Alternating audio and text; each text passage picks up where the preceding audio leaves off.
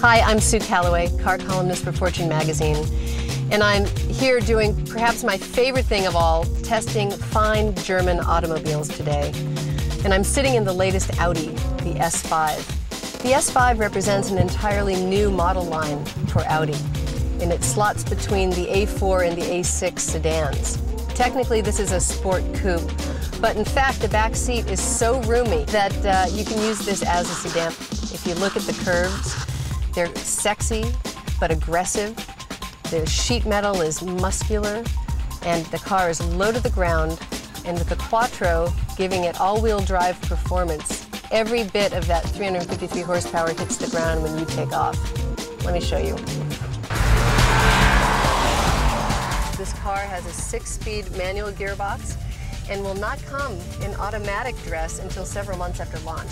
The car is phenomenal. The all-wheel drive system gives you a natural 40-60 split on where the torque goes. Of course, depending on the drive situation, that adjusts electronically within a fraction of a second. The car has a very interesting multimedia interface. It's a bit like a computer mouse, but there are a lot more buttons attached. I have to say, if there's anything about the car that I feel you have to really learn before you drive, it's mastering the system and the buttons. All in all, this car is very driver-centric. All of the controls are aimed at me. Everything's easy to see, everything's intuitive.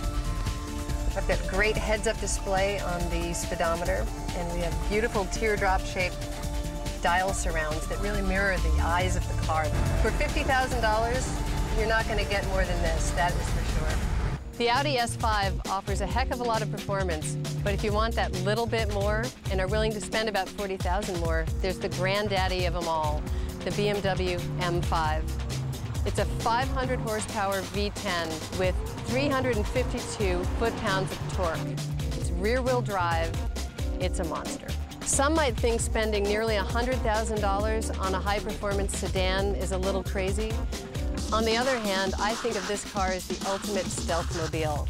Get it in a nice subtle color and it will fly by all those cops that are waiting to give you tickets and are looking for the red cars. The M5 is the only production car on the market with a V10 in it. It also has a fabulous paddle shift system rather than a manual gearbox, although, woohoo, a manual is also available. I like the shifters because what it really does for you is allow you to leave the hands on the wheel at all times. One of the tastiest features of the M5, 2 secret buttons. There's one here on the wheel, and there's one down by the shifter.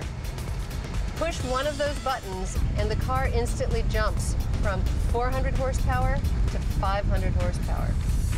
In fact, despite the car is very deceptively clean and spare interior, there are layers upon layers upon layers of technology and options. I can set my own suspension preferences, horsepower preferences, everything through the onboard computer, and then with the push of one button, I get my personal setup in a millisecond. Of course, I have the car set up for an automatic 500 horsepower, but I also have the suspension set to sport. And that's important because what it really does is speed up significantly the shift timing. And it also tightens the suspension and allows me to run the car to redline before shifting. So is there anything I don't like about the M5? Well, a couple tiny glitches. There are 2 stalks on the left-hand side. The lower one handles cruise control, the upper one is your directional, and I keep hitting the cruise control instead of the directional, so I'm not signaling my turns very appropriately. At the end of the day, if budget is not an issue, it comes down to preference.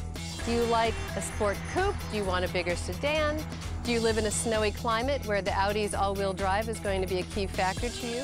Or do you want to have the ultimate rear-wheel drive experience of a BMW?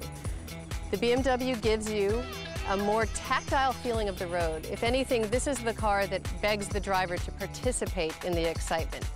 The Audi, as sporty as it is, buffers you just a little bit. It makes it all very pleasant while you're going fast. The BMW is a little bit more raw and in touch with the road. Have to say, of course, that's where my heart is.